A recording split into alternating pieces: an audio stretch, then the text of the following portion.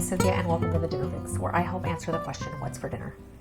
Today I'm making chicken tikka masala, one of my favorite Indian dishes. I absolutely love Indian food, and I'll admit that I've shied away from making it in the past because it always seemed just really complicated to make, and it doesn't necessarily have to be. The tikka masala recipe that I'm making today is simple enough to make on a weeknight, and I promise you're not going to be pulling your hair out trying to make it.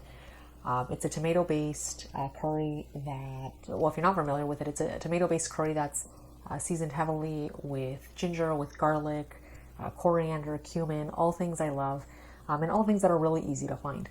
The most kind of exotic ingredient that you're going to need for this is garam masala. And if you're not familiar with garam masala, what it is a spice blend. Now, what goes into the composition of a garam masala does vary greatly depending upon region in the Indian subcontinent, although most recipes that I've found for it call for some sort of mixture of coriander, cumin, cloves, whole peppercorns, and then I've seen recipes that call for either or both bay leaves and cardamom. And typically what you do is you take these spices, and of course cinnamon, can't forget the cinnamon, that's pretty consistent across recipes as well.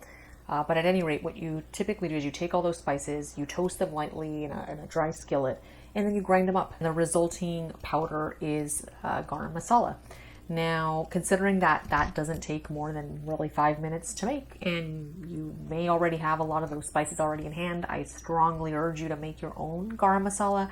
As you may know, spices lose their potency the minute you grind them. So while you can easily get garam masala at either an Indian specialty store or online and have it shipped to you, unless you're cooking a considerable amount of Indian food, it's likely going to kind of lose its punch and its potency long before you've had a chance to use it all up. So my recommendation is to do what I do, and that's just kind of make small batches as you need them. And I did provide a recipe in the kind of notes section below, outlining the recipe for the garam masala that I made, though you can certainly scour the internet and find a variety of recipes and make something that you like. At any rate, stick around, let me show you how to make this one, and then I do have some bonus footage at the end in which I show you how to make a super quick, like 5-minute garlic naan that goes really well with this tikka masala. So stick around. All right, so the first thing we're going to want to do is make a spice rub for our chicken that we're going to be making. So I have here just some kosher salt.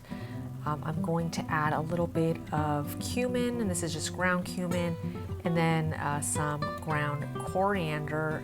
You see coriander and cumin a lot together because the flavors work really well together.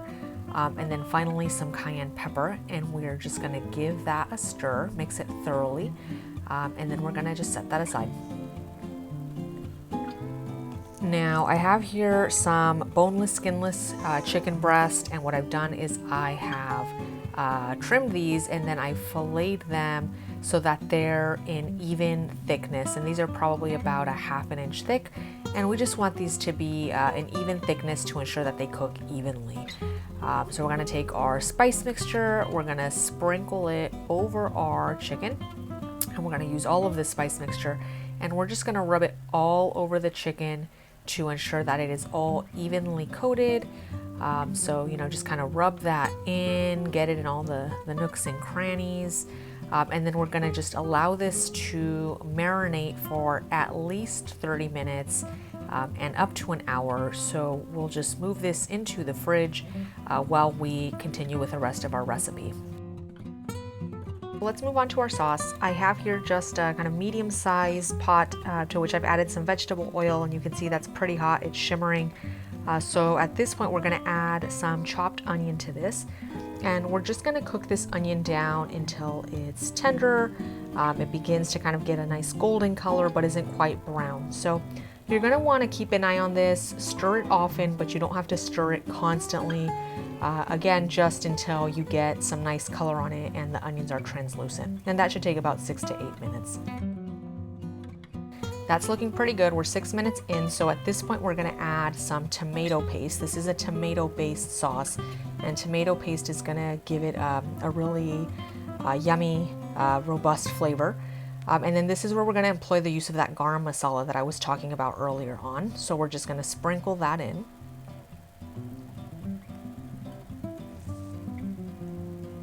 And we're also going to add some minced ginger, and this is fresh ginger. You really can't substitute powdered ginger here, so make sure you use the fresh stuff. A minced garlic clove. And here I have a minced jalapeno. You can use a serrano for this if you want it to be really spicy. If you don't want it to be so spicy, I would recommend removing the seeds and the ribs from that jalapeno. So, you know, use your judgment here. So what we're going to do at this point is just stir this up. We want these spices to bloom. It's going to become really fragrant in here. It's going to take about 3 minutes. And this is really a point where you want to stir this constantly, because if you just leave these spices alone, they will burn. So keep your eye on this and do this over a low heat. All right, we're about 3 minutes in. You can see the spices actually have changed color. They've darkened a little bit. There's a fond that kind of started to form on the bottom. So at this point, we're going to add some crushed tomatoes for our sauce. And we're just going to stir that in. Make sure it's fully incorporated, and what we're going to do is we're going to allow this to simmer. We're going to add a couple of things here. First though, we're going to add some salt, and then we're going to add a little bit of sugar, and what the sugar is going to do is balance the acidity of those tomatoes. So just stirring that in, we're going to bring this to a simmer. And then we're going to clamp a lid on it and allow it to cook away for about 15 minutes.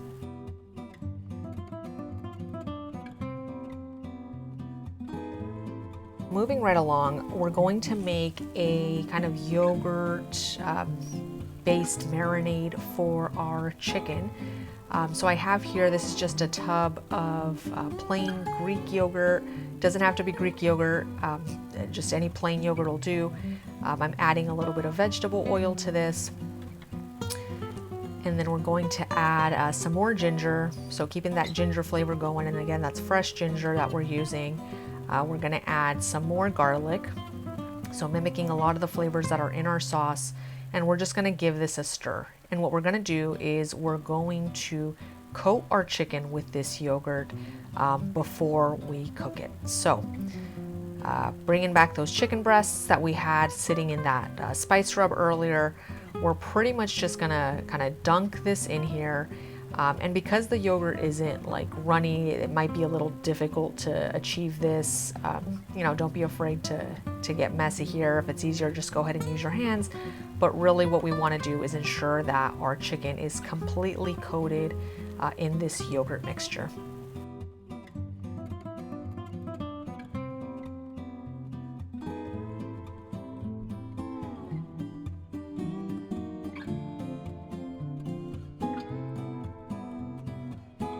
All right, that looks pretty good. So let's get this cooking. I have here just a rimmed baking sheet that I've lined with foil, and I put a wire rack over this, and we're just gonna place our chicken on the rack. And you wanna maybe get rid of some of like the excess yogurt, but that being said, you do still want this to be pretty well coated with the yogurt. So you know, the yogurt shouldn't be like pouring off of it, but it should definitely be thoroughly coated with it.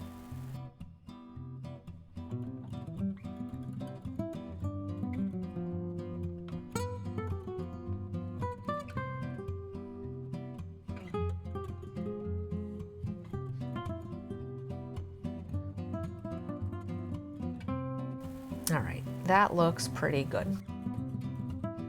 We're gonna stick this chicken under a broiler where it's going to cook until it's nice and charred and it registers 160 degrees.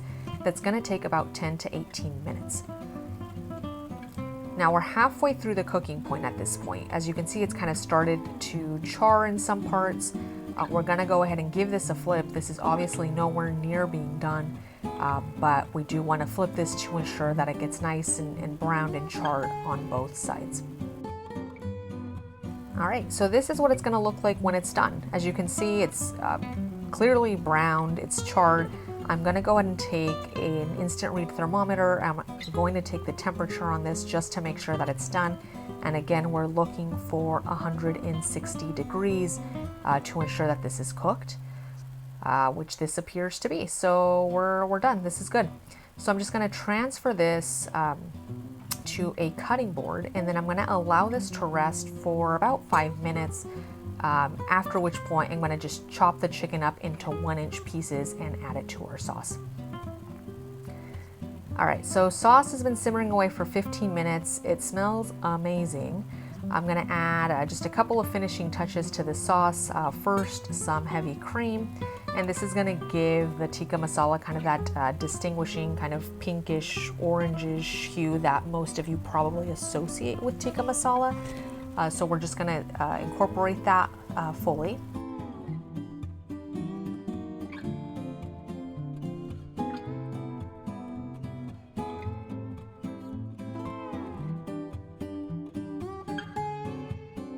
That looks pretty good. Now, if you want to take this a step further, and this is totally optional, but one thing I like doing is I like taking an immersion blender just like this one, and I like pureeing my sauce.